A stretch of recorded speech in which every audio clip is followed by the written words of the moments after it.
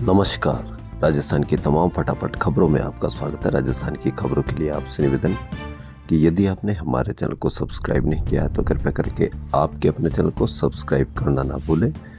आप सब्सक्राइब करते हैं तो हमें हिम्मत होती है सही और सच्ची खबरें आप तक पहुंचाने की। क्या है आज की बड़ी खबर? क्योंकि मीडिया आपको दिखाएगा नहीं कि आपके बच्चे बेरोजगार हैं, रुपया कमज़ोर हो रहा है, बढ़ती महंगाई है, यह आपको मीडिया नहीं दिखाएगा। क्योंकि मीडिया में इस तरह की बातों का अब कोई वजूद नहीं रहा।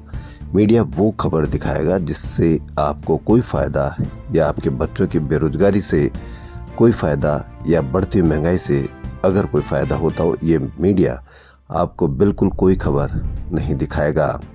तो क्या है आज उन पूरी खबरों के साथ राजस्थान की खबर। माघ में मावट से ठिठुरा राजस्थान। जी हाँ, अचानक बुधवार को सक्रिय हुए नए पश्चिमी विक्षोभ से प्रदेश में मौसम का मिजाज फिर बदल गया। इससे जयपुर, अजमेर, भीलवाड़ा, कोटा, चित्तौड़गढ़, पाली, सवाई माधोपुर जिले में जमकर बारिश हुई। इस सीजन में यह तीसरी बार पश्चिमी विक्षोभ सिस्टम ने मावट कराई है। मावट के कारण अचानक ठंड बढ़ गई, जिससे धूजनी छूटने लगी।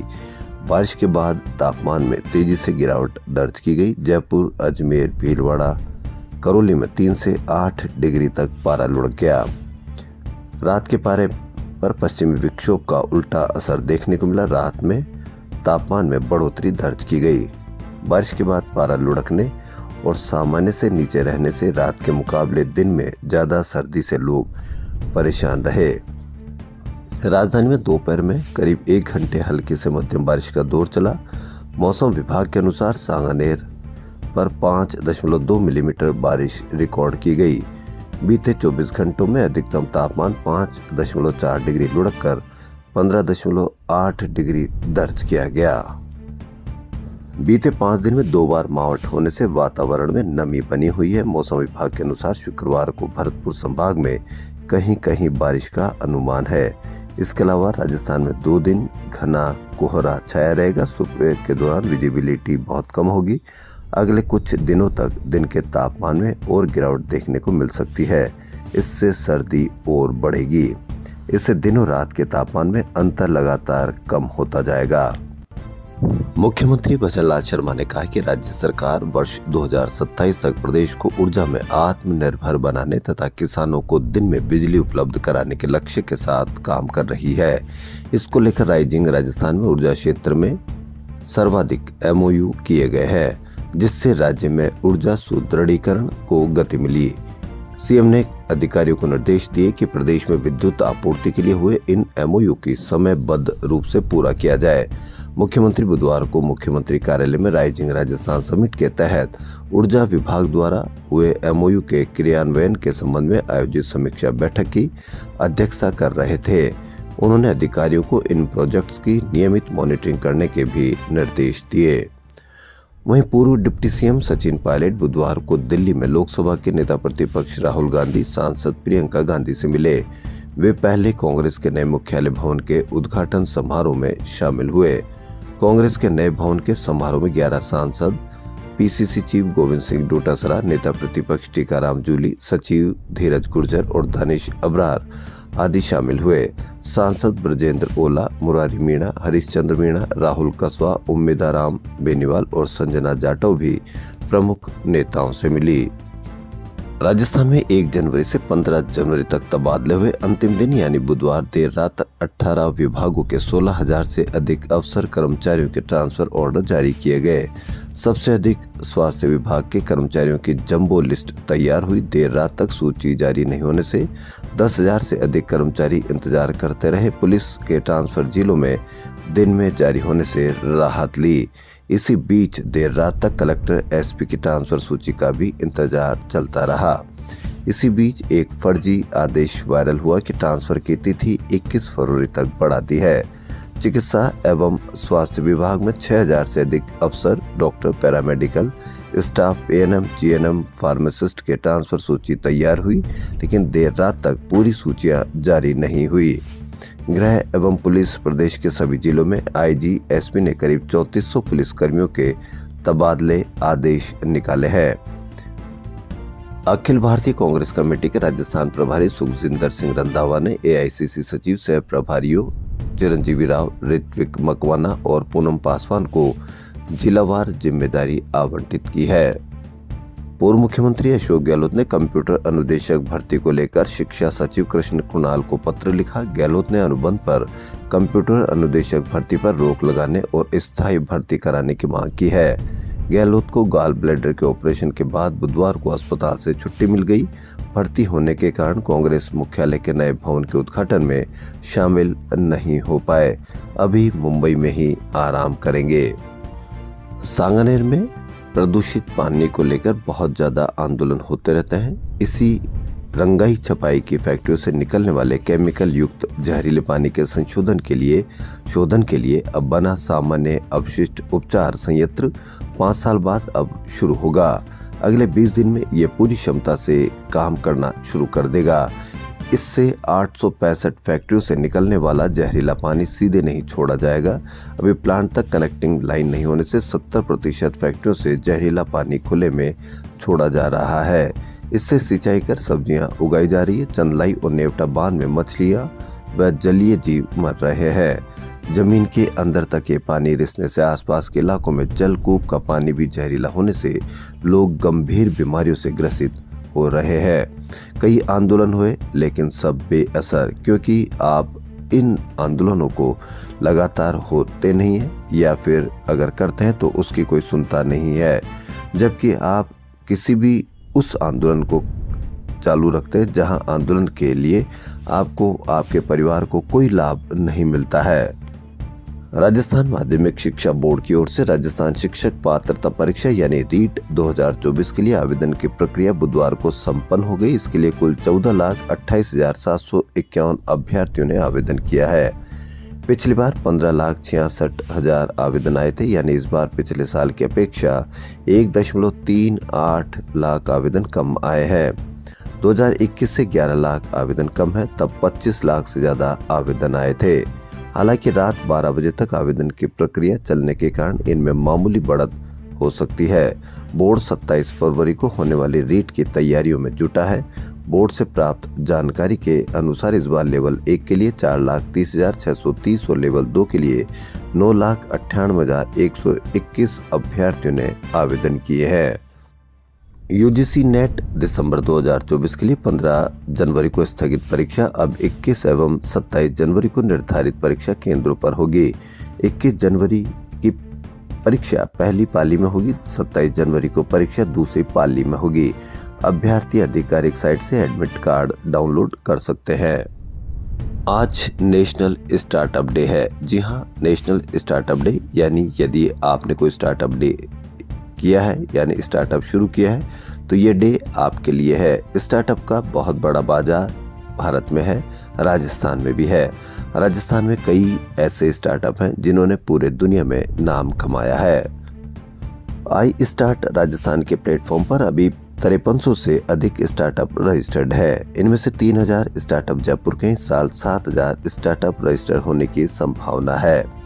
आधिकारिक सूत्रों के अनुसार 1845 से अधिक स्टार्टअप महिलाओं के हैं। 5300 स्टार्टअप अभी तक 980 करोड़ से अधिक का इन्वेस्टमेंट सरकारी व गैर सरकारी प्लेटफॉर्म से उठा चुके हैं।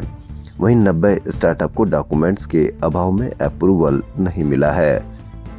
राजस्थान इंटरनेशनल सेंटर में बड़ी संख्या में संगीत प्रेमी सर्द रात में साबिर खान के सारंगी वादन एवं गायन सुनने पहुंचे थे। मौका था इंटरनेशनल कैंडल लाइट कॉन्सर्ट का। कॉन्सर्ट में जयपुर घराने के साबिर खान ने लता मंगेशकर के ये शाम मस्तानी चलते चलते यूं ही कोई मिल गया जैसे सुपरहिट नगमों की प्रस्तुति दी। इसके बाद उन्होंने दर्शकों की फरमाइश पर उस्ताद गुलाम अली खान की ठुमरिया पेश की। आंतों के कैंसर का जल्द पता लगाने के लिए आईसीएमआर 50 साल से अधिक आयु के लोगों की जांच जरूरी करने की तैयारी में है।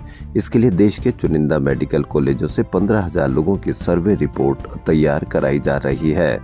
रिपोर्ट के बाद तय होगा कि आंतों के कैंसर से बचाने के लिए जांच प्रक्रिया निर्धारित हो या नहीं।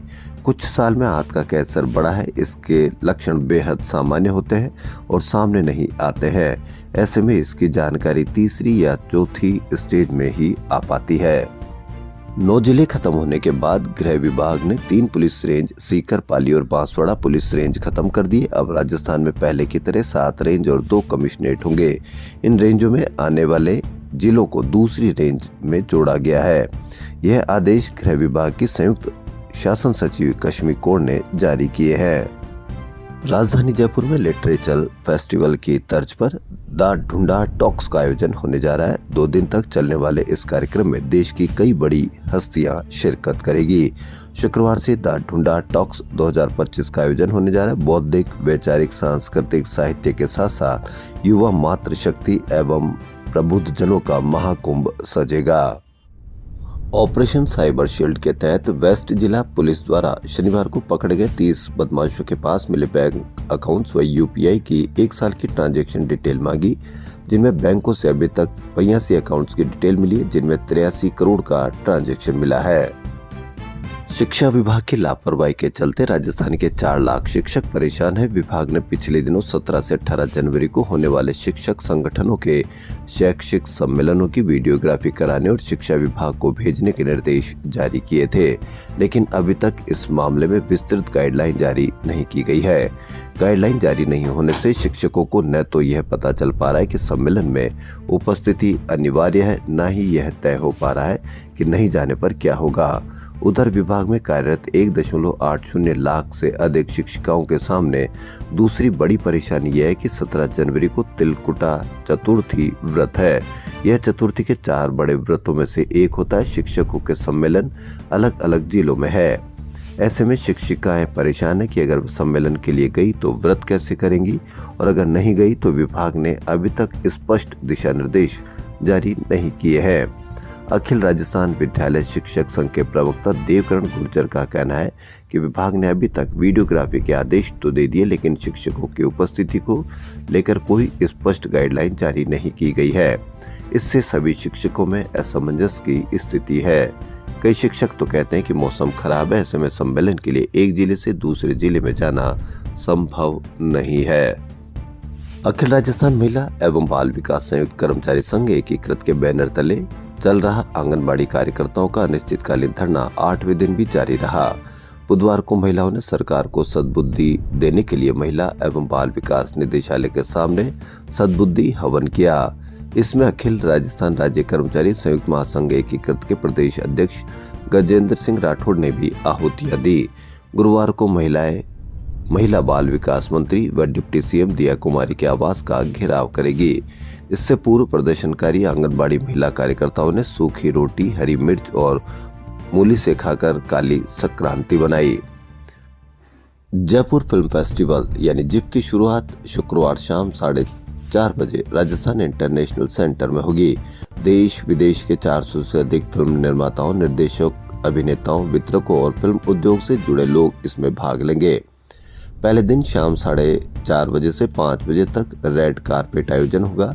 संगीत और नृत्य की प्रस्तुतियां उद्घाटन समारोह में होगी।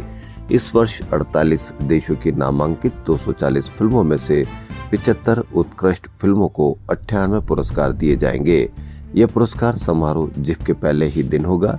18 जनवरी से फिल्म स्क्रीनिंग जीटी स्थित आइनॉक्स से होगी। सड़क सुरक्षा माह के तहत जन जागरूकता अभियान सड़क सुरक्षा जीवन रक्षा की शुरुआत की गई है। मानव सेवा ट्रस्ट की ओर से चलाए जा रहे इस अभियान का शुभारंभ राष्ट्रीय सड़क सुरक्षा परिषद, परिवहन मंत्रालय, नई दिल्ली के सदस्य डॉक्टर निर्मल जैन ने पोस्टर विमोचन कर किया। कार्यक्रम संयोजक कौशल सत्यार्थी ने बताया कि इस अभियान के तहत सड़क हादसों की रोकथाम और यातायात नियमों के प्रति जागरूकता बढ़ाने के लिए वेबिनार, प्रतिज्ञा अभियान, रैलियां, ड्राइवर्स के लिए नेत्र व स्वास्थ्य जांच शिविर और भी कई इस तरह के काम किए जाएंगे जिससे हादसों में कमी आ सके। गुलाबी नगरी में अगस्त माह में होने वाले मिस सेलेस्ट इंडिया के रजिस्ट्रेशन शुरू हो गए हैं। इसकी आधिकारिक घोषणा फ्यूजन ग्रुप के डायरेक्टर योगेश मिश्रा और निमिष मिश्रा ने किया। मिस सेलेस्ट इंडिया की विनर्स देश को रिप्रेजेंट करने के लिए 10 मिस ग्लोब व मिस प्लेनेट इंटरनेशनल में इंडिया का प्रतिनिधित्व करेंगे। साथ ही सेलेस्ट इंडिया में जल्द ही कई और इंटरनेशनल ब्यूटी पेजेंट अनाउंस किए जाएंगे। इसके रजिस्ट्रेशन शुरू हो गए व ऑनलाइन ऑडिशंस की प्रक्रिया जारी है, जिसमें पार्टिसिपेंट इंट्रोडक्शन और कैटवॉक की वीडियो बना ऑफिशियली नंबर पर भेजकर अपना ऑडिशन दे सकते हैं। नगर निगम ग्रेटर आयुक्त रुक्मणी रियाड ने बुधवार को लोगों से जुड़ी ऑनलाइन सर्विस को लेकर अधिकारियों के साथ समीक्षा बैठक की। उन्होंने कहा कि शहर की सफाई व्यवस्था की सही मॉनिटरिंग के लिए जोन उपायुक्त एवं जोन ओआईसी सुबह 7 बजे से फील्ड में जाए, सफाई कर्मचारियों की हाजिरी चेक की जाए, जो सफाई कर्मचारी मौके से अनुपस्थित रहे उस पर सख्त कार्रवाई की जाए। परिवहन विभाग द्वारा सड़क सुरक्षा जागरूकता अभियान के तहत बुधवार को झालाना स्थित आरटीओ ऑफिस से रथ रवाना किया गया। आरटीओ राजेंद्र सिंह शेखावत ने बताया कि रथ को उप मुख्यमंत्री प्रेमचंद बैरवा ने रवाना किया। मंच एक आलीशान रिजॉर्ट के कॉन्फ्रेंस रूम के रूप में तब्दील है। स्क्रीन पर लाल रंग में प्रोजेक्ट हो रहा पोस्टर सभी का ध्यान खींचता है। इस लाल रंग में हादसा पीड़ितों की चीख छुपी है। रिसोर्ट के उद्घाटन का जश्न होना है। रिजॉर्ट मालिक ने एक खास उद्देश्य से भी मेहमानों को बुलाया है। बड़े रिसोर्ट की पार्टी में चुनिंदा लोगों को देखकर मेहमान भी हैरान है। इसी बीच पता चलता है कि नजदीकी ब्रिज टूट गया है, जिससे कोई घर नहीं जा सकता। मेजबान एक खास खेल की शुरुआत करता है। ये खेल रिसोर्ट मालिक के पिता, जो कि जज रहे, उनके लिए तैयार किया गया होता है। जज साहब का मानना था कि फैसले का दम सबूतों और गवाहों की सच्चाई पर निर्भर करता है। सच जानने के लिए सभी को रिस्ट बैंड पहनाया जाता है। सच कहने पर यह ग्रीन सिग्नल देगा, झूठ पर रेड और अधूरे सच पर येलो। सवालों का सिलसिला शुरू होता और एक एक करके सच सामने आने लगता है। अंत में यही सामने आता है कि हादसा अमीर गरीब खास आम में भेद नहीं करता। सड़क पर लापरवाही हत्या करना व आत्महत्या करने जैसा है और अधूरा सच कहते हुए किसी को भ्रमित करना आत्महत्या के लिए उकसाने जैसा है। जवाहर कला केंद्र में बुधवार को सड़क सुरक्षा माह 2025 के तहत नाटक एक और हादसा में ये दृश्य देखने को मिले। हाल ही में मुंबई में hip hop dance championship Indian hip hop international का आयोजन किया गया। इसमें देश भर के 130 डांस क्रू सम्मिलित हुए।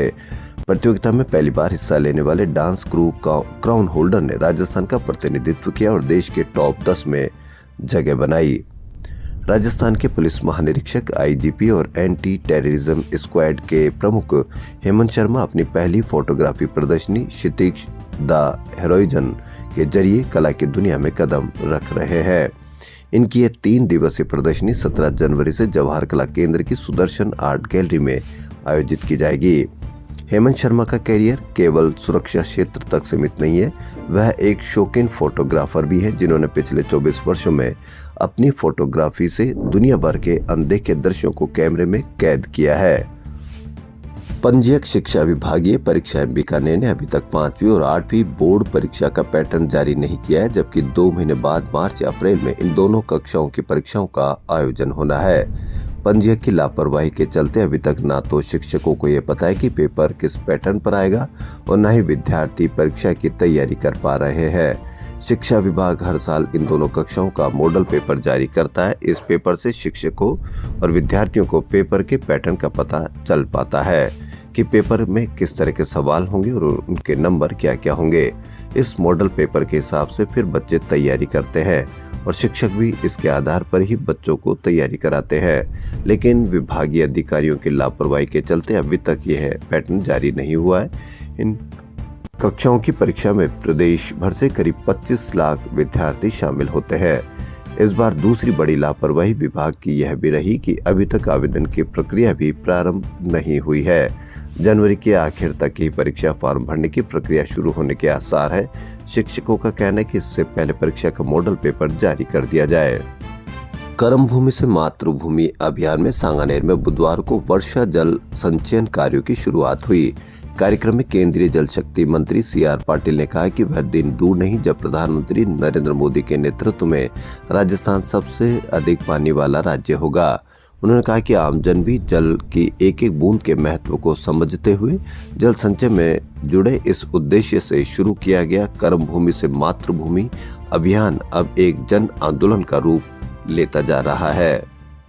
दैनिक भास्कर की बाड़मेर की एक बड़ी खबर। धनाऊ स्थित राजकीय उच्च माध्यमिक विद्यालय दीनगढ़ में शिक्षक प्रभुदयाल मीणा ने विद्यार्थी जोगाराम को इसलिए बेरहमी से पीटा कि वो संस्कृत की किताब सही से पढ़ नहीं पाया। कक्षा में शिक्षक ने विद्यार्थी को खड़ा करके संस्कृत के किताब पढ़ने के लिए कहा था। विद्यार्थी जोगाराम संस्कृत में किताब सही से नहीं पढ़ पाया। इस पर शिक्षक ने बालक के साथ डंडे से बेरहमी से मारपीट की। शिक्षक द्वारा मारपीट करने पर स्टूडेंट के चिल्लाने पर दूसरे शिक्षकों ने बचाव कर उसको बचाया। वहीं स्कूल से छुट्टी होने के बाद अन्य विद्यार्थी जोगाराम को उसके घर लेकर पहुंचे और छात्र की माता को पूरी घटना की जानकारी दी। शिक्षक द्वारा की गई मारपीट से बच्चे के शरीर पर जगह जगह गंभीर चोटें आई है, जिसको लेकर बुधवार को महिला आंसू पत्नी लुम्बाराम मेघवाल बाड़मेर एसपी के पास पहुंची और रिपोर्ट देकर पूरी घटना बताई। यानी कि आपका बच्चा अगर कुछ पढ़ नहीं पाता है तो शिक्षक से सावधान रहे, क्योंकि वह बेरहमी से भी उससे मारपीट कर सकता है। राजस्थान माध्यमिक शिक्षा बोर्ड ने 10वीं और 12वीं का फाइनल परीक्षा टाइम टेबल जारी कर दिया है। 2 दिन पहले ही 6 मार्च से परीक्षा शुरू करने पर हाई पावर कमेटी में मोहर लगाई गई थी। बोर्ड प्रशासन ने पूरा टाइम टेबल जारी किया है। राजस्थान की खबरों में फिलहाल इतना ही। यदि आपको हमारा चैनल पसंद आए, आपका अपना चैनल पसंद आए, तो आपके अपने चैनल को लाइक, सब्सक्राइब और शेयर करना अवश्य न भूलें। धन्यवाद।